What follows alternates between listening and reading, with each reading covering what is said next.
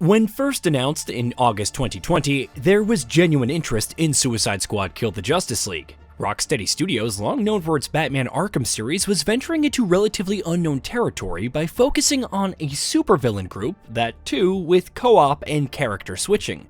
Even more interesting is the story set after the events of Batman Arkham Knight, with Brainiac mind-controlling members of the Justice League.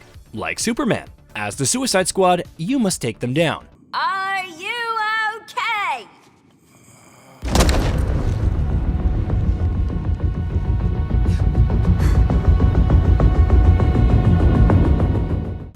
The premise was, and remains intriguing, especially when it was revealed how the Flash and Batman had also fallen under his influence. It was all going decently well, even though we had yet to see much gameplay, and co-founder Sefton Hill and Jamie Walker departed the studio around October 2022.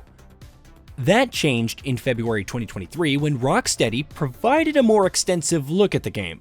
The looter shooter with a battle pass, live service elements, and Destiny-style UI. The gameplay wasn't all that thrilling either, with peak shoot-the-glowing-weak-point gameplay that failed to entice. Coming off of Gotham Knights, which wowed everyone in a negative way, there was concern that Suicide Squad Kill the Justice League was trending in the same direction. Let's dance! Ah!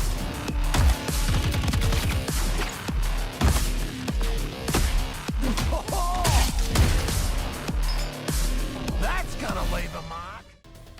Maybe it would be fine, and it would take some time to polish, if not tone down, some of these elements before launch. Unfortunately, Suicide Squad was arriving a mere 3 months later. Following this reveal and the backlash, rumors began to circulate about a delay. Roger that, Quinn. It wasn't long before a delay was announced, all the way to February 2024, 9 months since its planned release date. Would it be that much work to remove the unwanted elements? Was Rocksteady even planning on the same? Did it require more work for polish? Was Warner Bros. Games trying to ride out the controversy and hope it would die long enough to re-reveal the game in a shinier light? Regardless of the answer, Suicide Squad Kill the Justice League had been delayed. We're now less than 3 months from the title's release with no official updates from the developer or publisher. What the heck is going on? So, how'd the whole taking down the Flash thing go? Still in play? Now get out of my way. First, it's worth noting the rumors. Jez Cordon from Windows Central reported that the delay was from the always online requirement being removed, though it's apparently only part of the reason. Bloomberg's Jason Schreier noted that the players shouldn't expect the game to suddenly not be a co-op looter shooter with live service elements. Meanwhile, VGC's Andy Robinson reported ahead of the delay that it received more positive feedback than Gotham Knights, and that those working on it were quite optimistic about the combat loops, game world, and so on. With all that in mind, the most recent rumors from last month, based on a not final trailer, indicated that it's still very much a live service game with at least 1 year of additional content, including new heroes and missions in development. Along with a standard edition for €69.99, there's a deluxe edition with 3-day early access, extra costumes, and battle pass points for €99.99. Microtransactions weren't mentioned, but Deadshot is reportedly more focused on guns, while the other heroes are more about melee combat. Metropolis, where the game takes place, is also apparently twice the size of Arkham Knight's Gotham City. Co-op and character switching, while solo, is still confirmed, and there also seems to be real-time weather and a day-night cycle. Interestingly, it wasn't mentioned whether the game was still always online or not.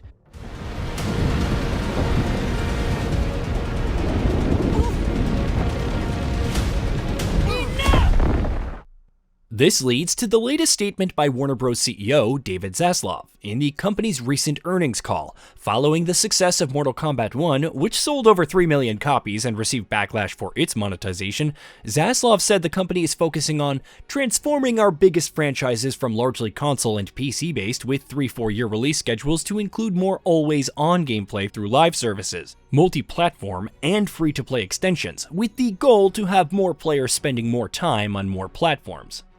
The ultimate goal is to drive engagement and monetization of longer cycles and at higher levels. We are even currently under scale and see significant opportunities to generate greater post-purchase revenue.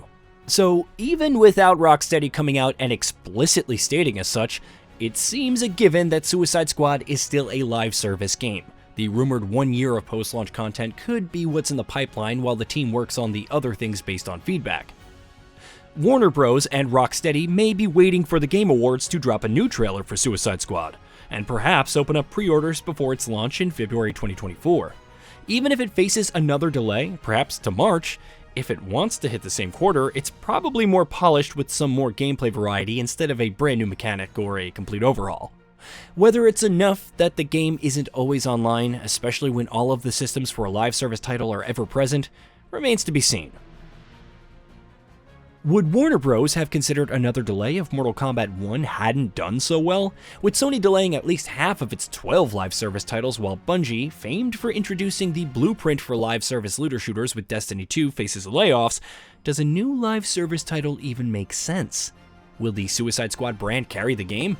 Even if the recent reboot is already over 2 years old and superhero films overall are somewhat cold right now. Let's not forget about Marvel's Avengers trying the superhero live service co-op looter formula to great failure and recently being pulled from storefronts. It's hard to say at this point.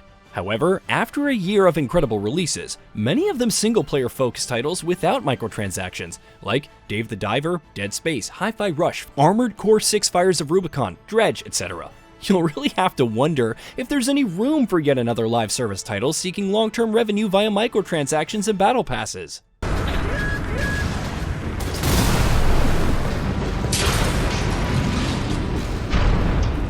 It may be a different story if Suicide Squad Kill the Justice League turns out to be amazing, but you also have to remember there are so many big releases in late January and throughout February 2024, including Like a Dragon, Infinite Wealth, and Helldivers 2. Rocksteady and Warner Bros. Aren't just competing in the live service space, but also for your time.